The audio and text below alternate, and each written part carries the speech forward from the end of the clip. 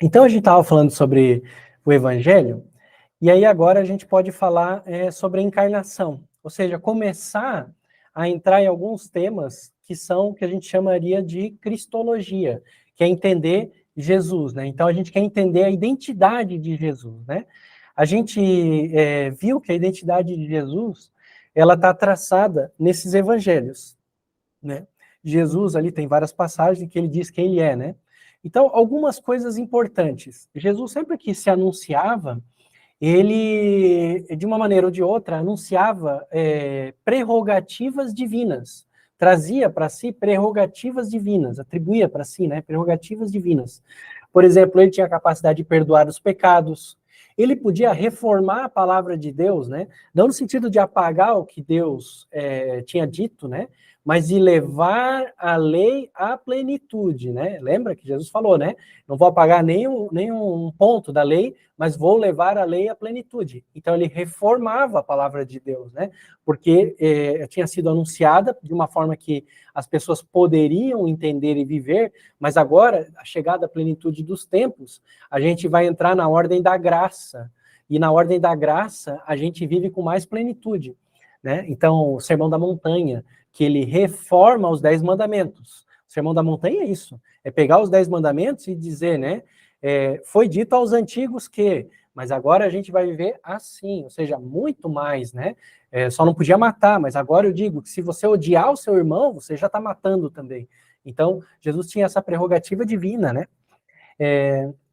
ele exigia para si um amor absoluto e incondicional, que a gente só pode prestar a Deus, né? Qualquer criatura, se a gente amar qualquer criatura de modo absoluto e incondicional, é uma idolatria. Para Deus é que a gente tem que amar assim, né? E Jesus pedia para as pessoas, né, em vários momentos, né? E também Jesus mostrava que ele era o cumprimento de todas as promessas dos antigos profetas, né? Em vários momentos, né? Lembra que ele falando com os fariseus, vários momentos ele fala isso, né? Davi chamava, né, o Messias seu Senhor, né? Então, como é que ele podia chamar, né? O seu Senhor, né? Se o Messias veio depois, é filho de Davi. Se ele é filho de Davi, Davi não pode chamar ele de Senhor, a menos que ele tenha natureza divina. Então, essas coisas todas, Jesus ia falando quem ele era, né? Por tudo isso, a gente não pode imaginar Jesus só como homem. Ainda que muito, muito, muito santo. Não podemos imaginar Jesus como homem, tá? E muitas correntes que se dizem cristãs pensam e veem Jesus só como um homem, tá? Tem várias religiões que estão no meio de nós aí, né, hoje na nossa sociedade, que se dizem cristãs e que, na verdade, não aceitam a divindade de Cristo, tá? Algumas famosas, por exemplo, Testemunhas de Jeová, não aceitam a divindade de Cristo. Eles têm todo o direito de ter a fé deles e viver dessa forma, mas é importante esclarecer, né, que eles não aceitam. Alguns ramos das adventistas não aceitam a divindade de Cristo, né? E assim várias outras pequenas comunidades, às vezes, não aceitam a divindade de Cristo, né? Eu mesmo tenho um amigo que é professor também na universidade e professor de física, e ele é de uma corrente cristã bem, nem lembro o nome agora, uma igreja bem pequenininha, assim, bem poucos fiéis, e eles não aceitam a divindade de Cristo, né? A maior prova do argumento dele é que Cristo rezava. Se Cristo rezava, então ele não era Deus, porque Deus não precisa rezar, né? Então esse era o principal argumento. Esquece aquelas relações, né, entre a Santíssima Trindade e tal, né? A figura muito famosa que não aceitava a divindade de Cristo é o Newton, que está aqui atrás, né? O Newton, ele escreveu alguns tratados de teologia para provar que Cristo não era Deus, tá? Então, nós que somos cristãos, confessamos que Cristo é Deus. E esse ponto é muito importante, né? Ao mesmo tempo, nós confessamos a unidade de Deus, há um só Deus, né? Por exemplo, São Paulo fala isso, para nós, cristãos, há um só Deus, o Pai, do qual procedem todas as coisas e para o qual existimos, e um só Senhor, Jesus Cristo, por quem todas as coisas existem e nós também. Então veja que São Paulo fala, né? Aqui já é um começo de uma cristologia, tá? Um só Deus, Deus Pai, mas tem Cristo, que é o Senhor, por quem todas as coisas existem. Então, existem por Cristo. Então, Cristo tem um papel divino, tá explícito aqui, né? Como eu disse antes, o termo Senhor para os judeus era entendido como divindade também, tá? Então, no começo do cristianismo, foi importante o desenvolvimento dessa figura de Cristo. E eu estava contando antes para vocês que São João, ele foi muito importante, né? Quando ele diz, né, que Cristo é o Logos de Deus Pai, a palavra de Deus Pai. Então, ele diz que Cristo é Deus, porque é a palavra de Deus Pai, né? É parte dele, né? Existia desde sempre, eternamente, não foi criado, ao mesmo tempo não é o Deus Pai. Então começa a aparecer essas coisas. Para a gente é um começo de um entendimento da intimidade divina. Deus vai se revelando aos poucos para o seu povo. Deus se revelou primeiro para os israelenses, né, para os israelitas, e foi falando um pouco da sua natureza, né? Só existe um Deus, vocês precisam me adorar, vocês precisam seguir os mandamentos, e etc. Eu sou o Deus de vocês, eu protejo vocês, né? Tudo que vocês têm vem de mim, né? E precisam ser fiéis, não podem adorar as outras divindades, porque são falsas, não são deuses. Então vai crescendo o entendimento. Mas veja, que não é só o entendimento intelectual, senão Deus dava um manual e acabou. É um entendimento de vida. E não é só na vida de uma pessoa, é um entendimento de um povo. Por isso, a história do povo de Deus. A gente faz parte de uma história, a gente precisa entender isso e viver essa história também, né? Então, essa coerência, essa compreensão foi crescendo aos poucos.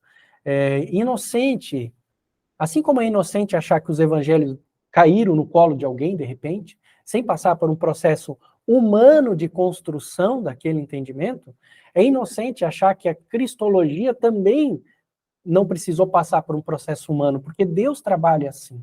Então, aos poucos, a gente foi entendendo melhor quem era Cristo, né?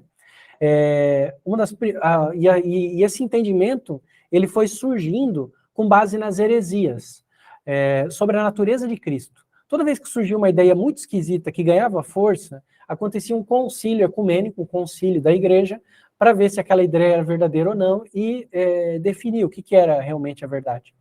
Uma das primeiras ideias sobre a natureza de Cristo é a proposta de Ário, tá? Ário achava que Jesus é como se fosse uma espécie de segundo Deus, mas inferior ao Deus Pai, porque ele tinha a capacidade de se mudar e encarnar. Deus Pai era eterno e imutável, perfeito. Jesus se encarnou, então ele já não era tão perfeito, porque ele vivia nesse mundo que não é um mundo perfeito. E ele sofria mudanças, tanto que ele morreu. Então, a ideia de Ário, ela vem da onde? Ela vem de uma inspiração romana e grega, porque os gregos tinham a ideia das divindades em grau mais baixo, né? As divindades se relacionavam com seres humanos, tinham filhos, esses filhos. Veja, Jesus é isso na cabeça do Ário, tá? Então, digamos assim, um fluxo pagão dentro do cristianismo, uma ideia pagã dentro do cristianismo. Isso é normal, isso acontece, né? Nós somos humanos.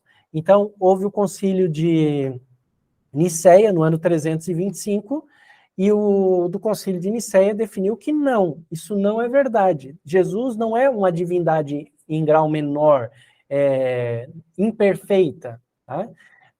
Ele é o quê? Deus de Deus, luz da luz, Deus verdadeiro de Deus verdadeiro, gerado, não criado, não é criatura, consubstancial ao Pai. E aí sim vai ao credo niceno-constantinopolitano, né? Que a gente reza de vez em quando.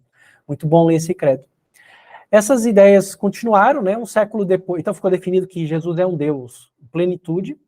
Um século depois, outra questão. Se Jesus é Deus, como é que ele pode ser homem ao mesmo tempo? Então ficou tentando se imaginar como é que poderia. Jesus é Deus, mas é homem ao mesmo tempo, porque Deus é perfeito, mas Jesus morreu, precisava comer, se cansava. O que aconteceu? Então chegou a ideia, isso foi, digamos assim, a ideia levada à frente por um patriarca de Constantinopla, então um cara importante, chamado Nestório. Ele dizia que existiam dois seres em Jesus Cristo, tá? Embora estivessem profundamente unidos. Um ser divino e um ser humano, profundamente unidos, mas diferentes, distinguíveis, tá?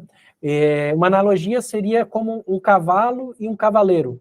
O cavalo e o cavaleiro na corrida são dois seres, mas que têm os propósitos perfeitamente alinhados, e os dois trabalham de maneira perfeita um com o outro para ganhar a corrida. Então, o cavaleiro tem que se mover de uma certa maneira, tem que ter o seu papel, e o cavalo também. E as duas coisas se complementam perfeitamente. Se você tira um, já não existe mais, aquilo não dá certo, né? Não dá só para o jockey ganhar a corrida, imagina o jockey tentando correr, e o cavalo sozinho, sem o jockey, também não vai ganhar corrida nenhuma, né?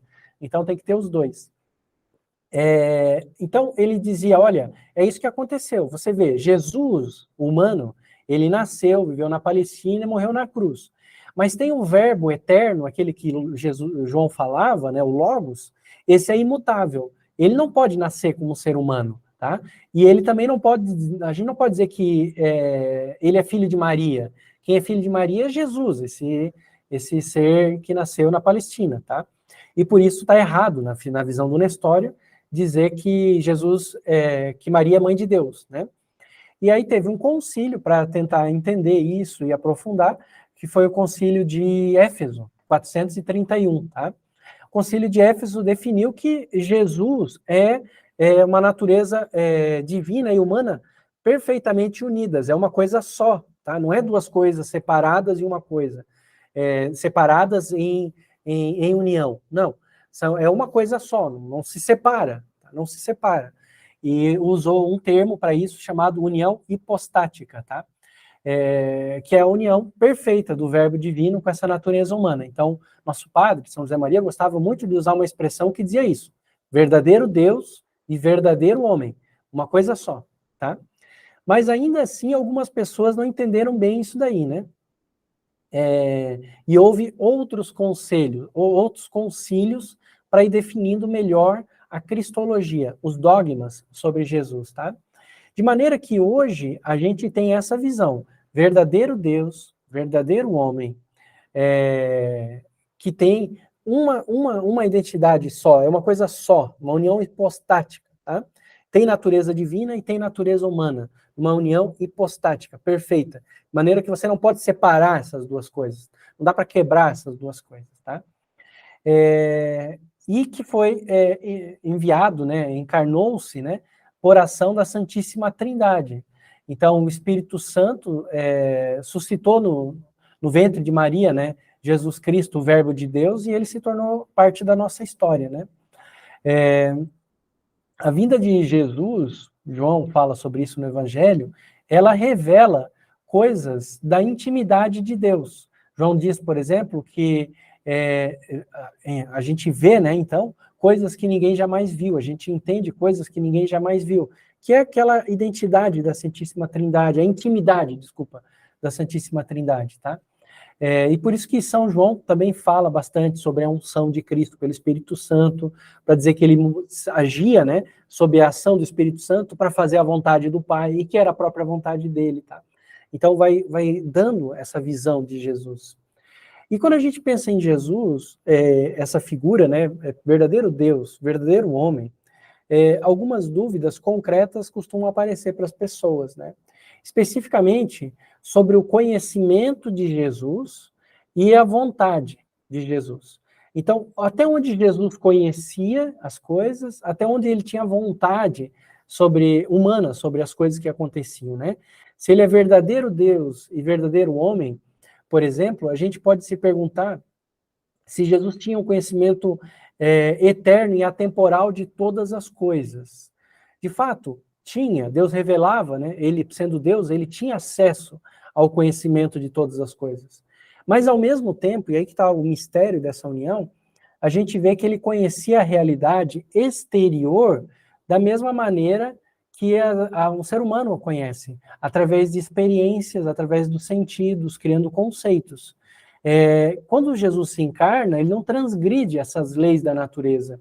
Então ele teve que aprender, como todos nós aprendemos, a falar, a comer, a se vestir, as tradições do seu povo, tá? Embora ele tivesse um conhecimento que transcende o nosso conhecimento humano, né? Um conhecimento divino de muitas coisas. A mente humana de Cristo era limitada, mas ele tinha esses conhecimentos sobrenaturais, a gente pode chamar de infusos, que Deus dava para ele, né? Porque ele mesmo era Deus, né? Eram intuições que ele tinha e que eram de inspiração divina, tá? Por exemplo, o conhecimento mais importante que Jesus tinha era a plena consciência de que ele era Deus. Ele tinha consciência de que ele era a segunda pessoa da Santíssima Trindade. Isso ele sabia. E ele sabia isso de uma maneira sobrenatural. Ele não aprendeu isso só lendo, né, a Torá, enfim, né? Essa consciência era sobrenatural, né? No Catecismo da Igreja Católica, no compêndio do Catecismo da Igreja Católica, está escrito dessa maneira: o Filho de Deus assumiu um corpo animado por uma alma racional humana, nossa alma racional, né? Com a sua inteligência humana, Jesus aprendeu muitas coisas através da experiência. Mas também, como homem, o Filho de Deus tinha um conhecimento íntimo e imediato de Deus, seu Pai, coisa que a gente não tem. Penetrava igualmente os pensamentos secretos dos homens, a gente viu isso em várias passagens do Evangelho, e conhecia plenamente os desígnios eternos que ele viera a revelar. Então a gente vê, né, Jesus conhecia o que as pessoas pensavam, está nos Evangelhos, muitas vezes ele se adiantou, né, ao pensamento das pessoas, e ele sempre soube qual era a missão dele, né? Lá em Jerusalém, perto da paixão, ele revela vários detalhes da missão dele para os apóstolos. Mas antes também ele vai dando dicas, né? Então veja, Jesus tinha esse conhecimento humano e esse conhecimento sobrenatural. Da mesma maneira, Jesus tinha uma vontade, aquilo que nos move a agir, né? Lembra, o ser humano tem 3 dimensões: intelectual, da vontade e dos sentidos, né? Dos afetos. A vontade é aquilo que nos faz agir, né? Nos move. Jesus tinha uma vontade humana também, tá? Só que a vontade dele era bem mais perfeita do que a nossa, porque ele não estava submetido ao pecado original, que deturpa e enfraquece a nossa razão, a nossa vontade, fazendo com que as paixões dos sentidos nos dominem, né? Se a gente deixa acontecer, né? Jesus não tinha esse conflito, porque ele não estava submetido ao pecado original. Então, ele tinha uma vontade humana, mas perfeita, do ponto de vista humano, né? Perfeita, tá? De maneira que ele era realmente livre para fazer o que quisesse. Mas no sentido, digamos assim, humano também, Jesus teve que lutar contra coisas que a gente também luta. A gente falou antes, cansaço, por exemplo. Jesus também teve que lutar contra o cansaço. Mas claro que a vontade dele para lutar contra o cansaço era muitas vezes era mais forte do que a nossa, porque não estava submetido aí à concupiscência, né? Então a preguiça não se manifestava em Cristo, mas se manifesta na gente. Então ele é um modelo, tá? A Gaudium et Spes, documento muito importante do Concílio Vaticano II, diz que por isso Cristo é a plenitude, o modelo humano perfeito, o ser humano por excelência, qual a gente deve se espelhar e seguir, né? E a gente percebe que Cristo sempre agia mesmo com muita liberdade, nada condicionava ele, tá? Essa liberdade que às vezes a gente não tem. Às vezes a gente tem um escrúpulo, né, para falar sobre Deus para uma pessoa, porque aqui no trabalho, às vezes a pessoa vai me entender mal, eu vou ter problemas no trabalho, enfim. Esses escrúpulos, essa falta de liberdade, Jesus não tinha, porque não estava submetido ao pecado original.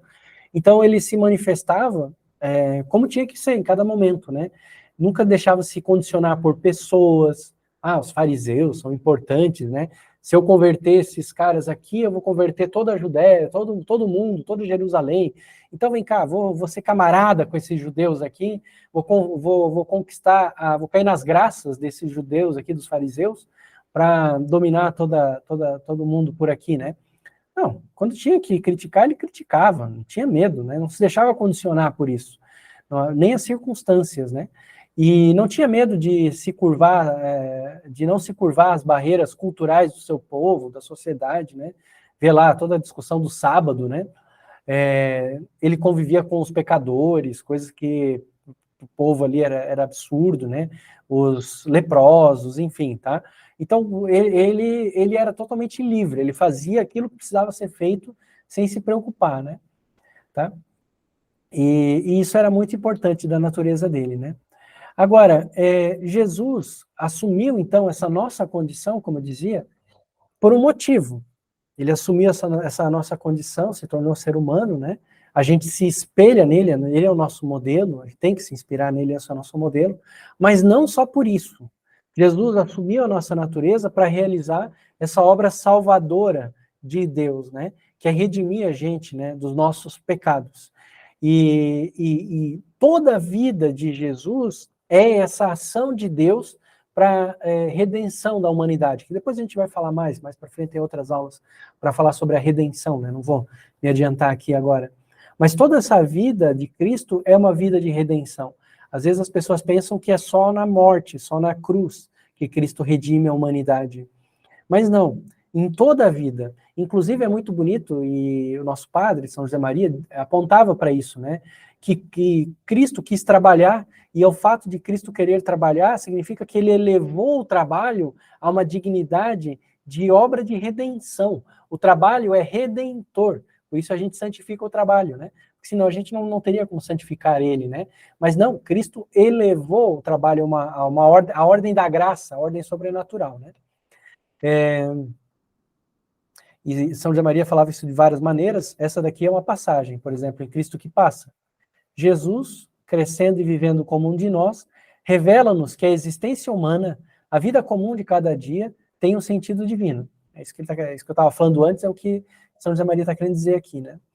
Então, isso é muito bonito. E uma coisa muito importante, e que a igreja sempre valorizou muito nessa figura de Jesus, nessa encarnação de Jesus, é o fato de Jesus ter nascido de uma mulher. Isso está narrado em toda a Bíblia, né? E essa mulher, né, Maria, é mãe de Deus, e mãe da igreja, e mãe nossa, mãe de todo mundo. Então, a igreja sempre teve uma veneração, e sempre vai ter, uma veneração especial pela Virgem Maria. E isso é muito importante, né? Isso perpassa toda a doutrina da igreja, né? Por exemplo, o catecismo fala muito de Nossa Senhora, né? Mas fala, por exemplo, isso. Por uma graça e favor singular de Deus, onipotente, ou seja, graça mesmo, favor de Deus, porque ele é onipotente, ele podia fazer tudo o que ele quisesse.